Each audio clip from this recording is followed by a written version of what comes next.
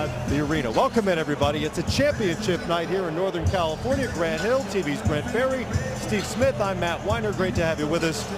This is a fun game and a coronation for a team that was the better team throughout the series. Yeah, it was, man. I will say, though, it was a treat to watch so many talented players on both sides. The skill level was just off the chart in this finals, and obviously the difference was Kevin Durant this year. Unbelievable way he was able to fit in, be able to score the basketball.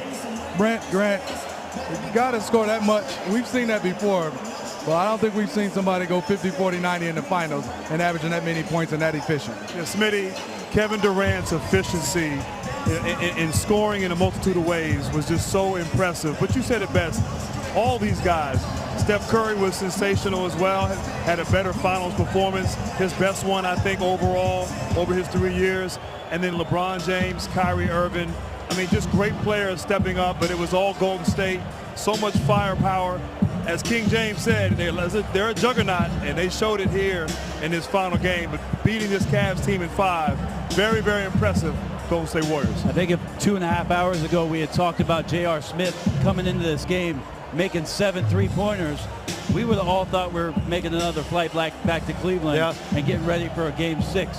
The fact that 7 threes isn't enough against the Golden State Warriors, only 7 points off the bench for the Cavs. Just a relentless offensive team, Matt, that just kept coming at the Cavs, eventually exhausting them, wearing them down, and making some retribution from last year to come back and win their second title in 3 seasons under Steve Kerr as the head coach. Well, there you see the scene inside the Warriors locker room as players start to make their way back there. The champagne will pop.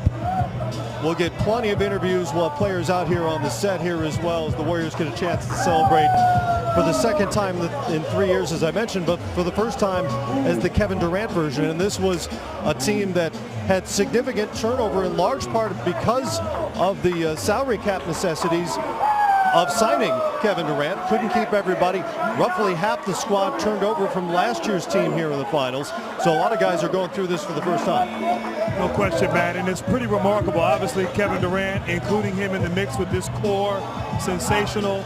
But some moves bringing in Zaza Pachulia, JaVale McGee, David West, who played big tonight for the Warriors.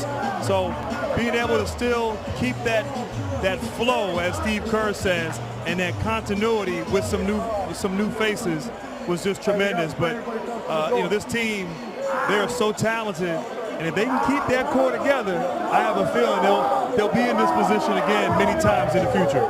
Stylistically, it's just incredible that the Golden State Warriors have such a selfless basketball team, Matt. And it was such a dichotomy of styles in the finals between the Cavaliers playing in isolation behind the talents of LeBron James and the incredible finishing abilities of Kyrie Irving versus the Golden State Warriors. Ball movement, shot making, player movement, off-ball screening and cutting and passing. And again, eventually just too much to wear down that Cavs defense that came in, stepped up during the playoffs, got sharp, got themselves back to the finals, but not enough against the offensive explosiveness of what Kevin Durant represented and the quiet leadership of Steph Curry, who almost averaged a triple-double for these finals. I thought he played tremendously well for Golden State. Yeah, I look at it too. The questions we thought when you acquired Kevin Durant, they took away so many guys off the bench. When you look at this final game, they were a plus 28 from the bench, 35 points off the bench for the Warriors and just 7. I know the Cavs picked up a lot of guys, but they didn't pick up a lot of guys that can make an impact on the floor. And I looked at it, those guys struggled. You said it, Brent, we talked about it, we watched it.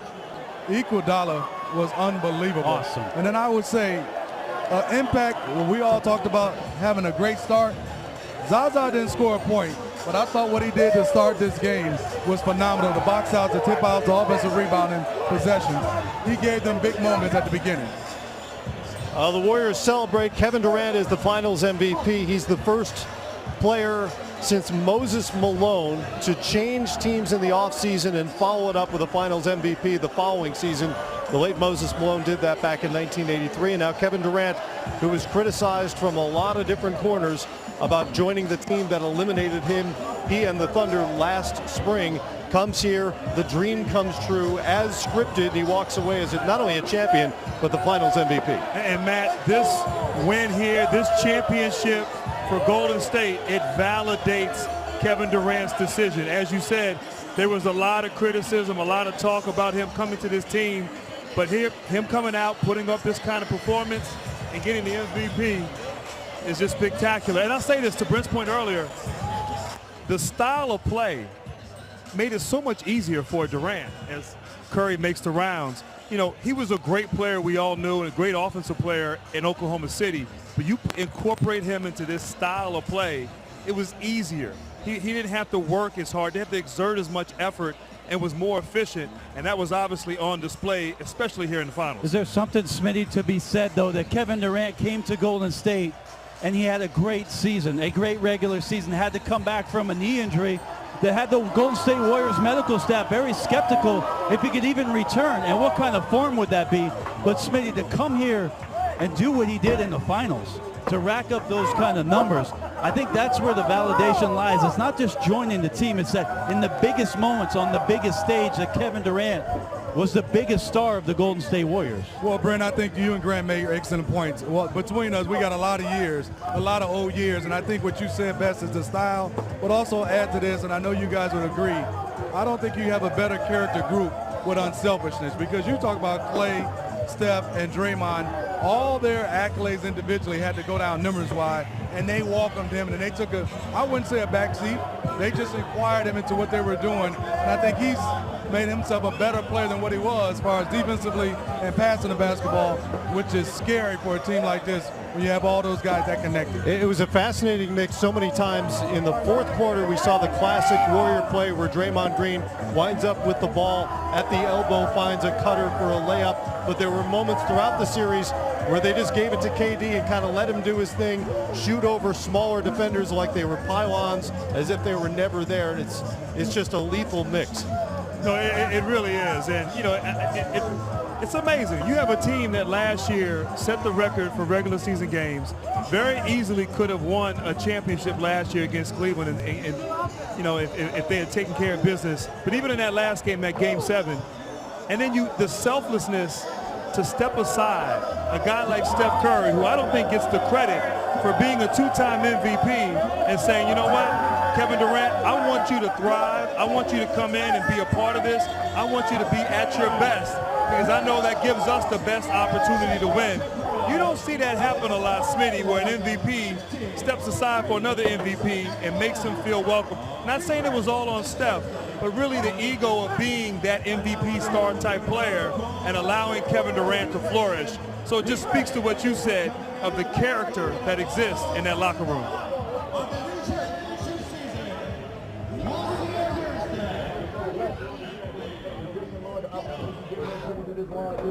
We have no idea what we're doing. We have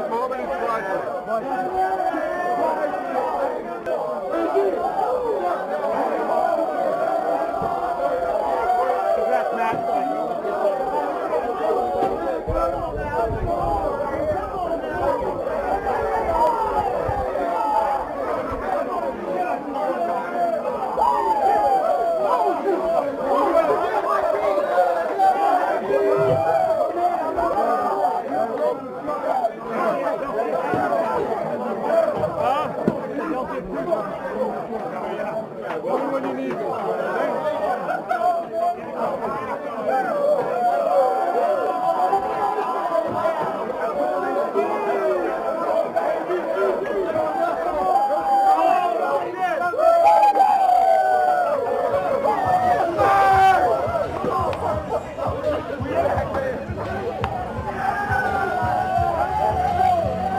What a scene there in the Warriors locker room. You saw Mike Brown, who came in last summer and became such a big part of this team, pressed into service because of Steve Kerr's health issues. Coached the majority of the way through the postseason after Kerr had to sit down after a couple of games in that Portland series. He's in the middle of that as the Warriors beat his old team that fired him 2 different times, by the way, Cleveland Cavaliers. All the new faces, some of the 2-time champions in there as well. Obviously Steph Curry, Klay Thompson, Draymond Green, and Andre Iguodala all winning titles for the 2nd time as a unit. Some first-timers. David West had never appeared in NBA Finals. He's now an NBA champion. Matt Barnes has a ring. Young Patrick McCaw. Great moments in this game too, Matt. In that third quarter, came in, had that follow-up bucket, and then came down, made the layup the next possession down. Yep.